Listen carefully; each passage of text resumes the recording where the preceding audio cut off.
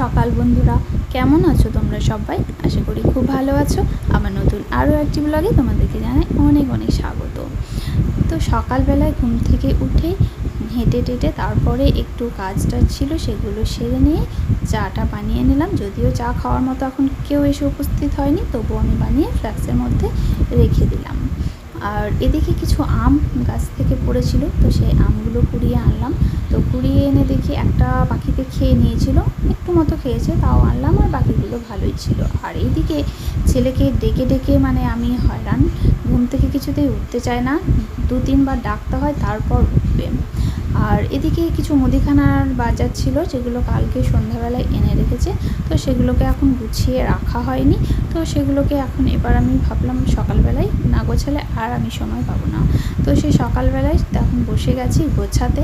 তো বাড়ির সবার একই কথা, একই কাজ করো, কাজটা তোমাদের কি থাকে? শুধুই রান্না করা আর খেতে দেওয়া কাজ। তো বাকি যে গোছ কাজ করা প্রত্যেকটা কাজ, এগুলো কিন্তু কোনো কাজ নয় আমাদের কাছে, অন্তত হাউসওয়াইফদের কাছে এগুলো কোনো কাজ নেই। এই কাজগুলোকে ধরেই না, এই যে এই জিনিসগুলোকে যার যার জায়গা মতো গুছিয়ে রাখা, ভরে রাখা, এগুলো কোনো কাজের পর্যায়ে পড়ে না। শুধু রান্না করা, খেতে দেওয়া, এটাই হচ্ছে আমাদের কাজ, আর বাকি কাজগুলোর কোনো মূল্য নেই। তো চলো যথারীতি আমার সব কাজগুলো কৌটো কৌটো ভরে নিলাম, তারপরে যার যার জায়গায় রেখে দিলাম। আর এদিকে বালতিতে নিয়ে নিয়েছি বোতলগুলোকে। চলো পাম্প চালিয়ে এখন জলটাকে ভরে নিই, কারণ কখন আবার কারেন্ট চলে যাবে তার ঠিক ঠিকানা নেই, তাহলে তো সারাদিন বসেই থাকতে হবে জলের অপেক্ষায়। তো সকালবেলায় আমি প্রত্যেক দিনই আগে পাম্প চালিয়ে জলটাকে ভরে নিই।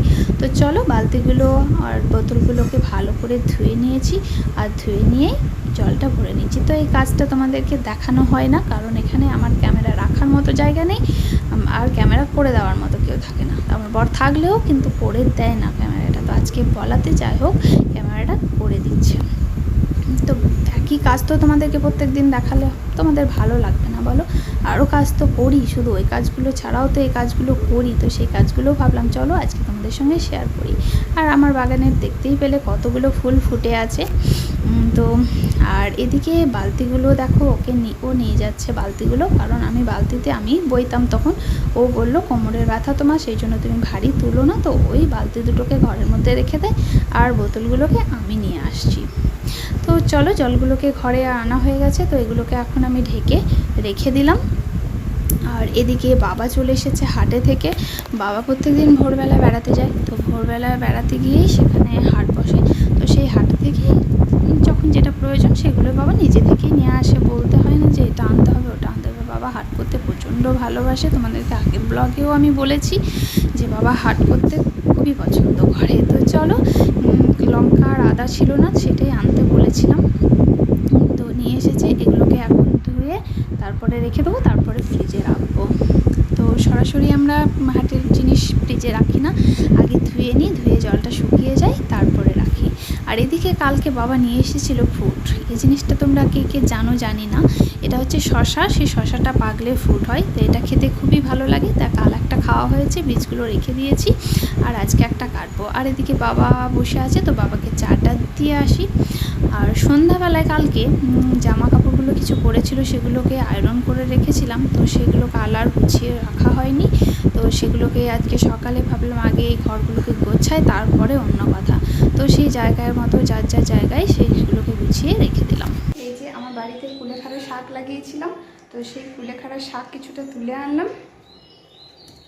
কুলেখাড়া শাক আমার হিমোগ্লোবিন খুবই কম ছিল, তো সেই কুলেখাড়া শাক প্রত্যেক দিন সেদ্ধ করে করে খেয়ে খেয়ে, কোনো দিন থেতো করে রস খেয়ে খেয়ে হিমোগ্লোবিনের পরিমাণ আমার অনেকটা বেড়ে গেছে এখন, তো সেই জন্য তুলে আনলাম কুলেখাড়া শাকটা।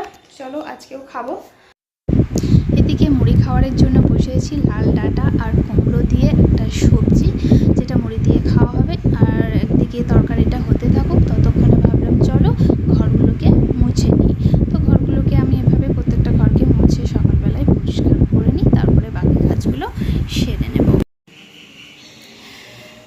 এইমাত্র সব কাজ সেরে স্নান করলাম, স্নান করে এসে তোমার এই যে চাল ধুয়ে রেখেছি, ভাতের হাঁড়িটা বসিয়ে রেখেছি, ভাতের চালটা দিয়ে তারপরে জামা কাপড় মেলবো, মেলে পুজো করব।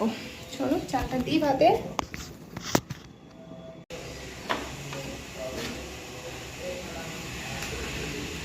চলো এখন ছাদে যাচ্ছি, ছাদে জামা কাপড়গুলো মেলে দিয়ে তারপরে আর এখানেই মেলে দেবে, জান এখানে রোদ নেই। আজ হচ্ছে সোমবার, বাবা বেলপাতা নিয়ে এসেছে, আর এই এক ঝুড়ি ফুল দেখছো সব কিন্তু আমার বাগানের ফুল, সব তুলে নিয়ে এসেছি। আর এদিকে দেখো থালায় থালায় সব ফল মিষ্টি সাজিয়ে নিয়েছি, জল সাজিয়ে নিয়ে আমি এখন ঠাকুরকে খেতে দেবো। আর ঠাকুরকে পুজো করতে আমি খুব ভালোবাসি, প্রত্যেক দিন আমি ঠাকুরের পুজো করে থাকি। মা পরে করে পুজোটা, একটু দেরি হলে করে, আমি একটু সকাল সকাল পুজো করে দিই। কাল ছিল বাবা লোকনাথের পুজো, তো লোকনাথ বাবার পুজো আমি করেছিলাম, মালা গেঁথে বাড়িতে আমি নিজেই পুজো করেছিলাম। মন্দির যেহেতু একটু দূরে সেই জন্য যেতে পারিনি, বাড়িতেই পুজো করেছিলাম। তো চলো বলতে বলতে আমার ঠাকুরকে পুজো করা হয়ে গেল।